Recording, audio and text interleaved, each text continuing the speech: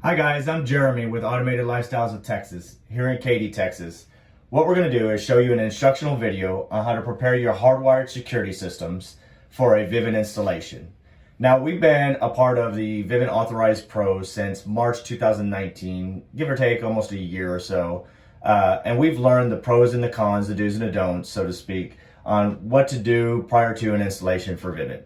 With working with the professional team over there at Vivint, Natalie Hoff and Chris Ivy, they've helped us in getting this platform set up so that we can ensure that when Vivint comes to do their installation, that it's a seamless process.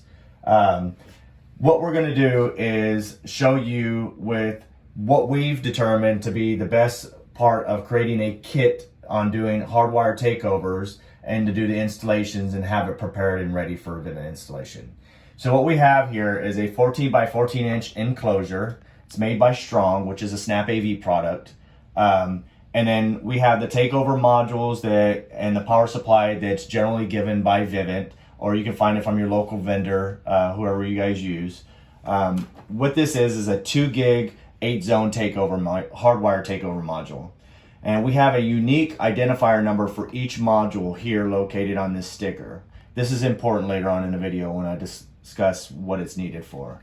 What you'll need to do to ensure that you have a smooth process in setting up your hardwired system is to ensure that all your zones are labeled and color coded. We use color coded cable to determine what it's for, but ensuring that you're properly labeled, going through and toning and testing for continuity across the zone, whether it's a glass break motion, door, window, whichever, and ensuring the contact is working.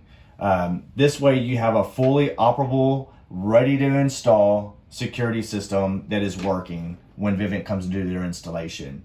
We have the backup battery. What I've done is just wire nut all your positives and negatives together for your glass breaks and motions, as well as the other part of the loop for your zones. Just wire nut them together, have the power coming off the power supply for your modules and also your glass breaks. And that pretty much gets you the install.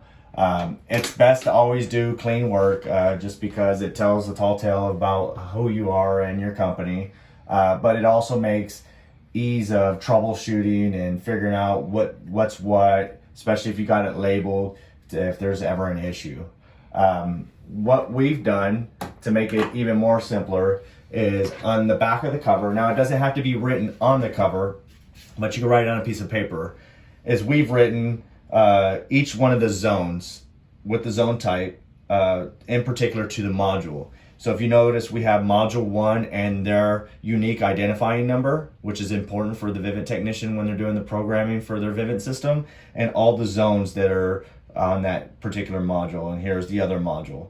So what we do is we give this particular, whether it's a piece of paper or this panel, over to the technician. That way, when Vivint's here to do the install, they can go through and mark off everything and do their checks and balances when they're doing their install. Whether it's opening and closing your contacts, triggering the motions and or glass breaks to ensure that it's a working zone, and then programming them into their panel.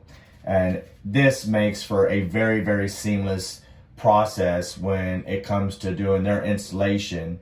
So when they're done, they can move on to their next project. But twofold, you're not having to sit there and wait very much longer, and you can pretty much either walk them through the phone if you don't happen to be there or have a technician on hand. But once they're done, then you could do your integration with Control 4. That's pretty much how we've done it, and this has been successful for us already in a few projects. And what's cool about it is that it's recessed, so it stays up out of the way and makes for a clean install just by putting the panel cover on. And then you even have breathing holes here for the power supply that generates a little bit of heat. This is about as clean as you can get it. Granted, how to do the wiring and whatnot is probably the better portion of making sure that you have the labels and that they're all working, color coded, however you guys do it. So that's the instructional video for your hardwired preparation for a takeover kit to integrate with Vivint installations. So if you guys have any questions, please feel free to reach out to us or ask Natalie or Chris over there at Vivint with their professional team. And thanks for watching the video.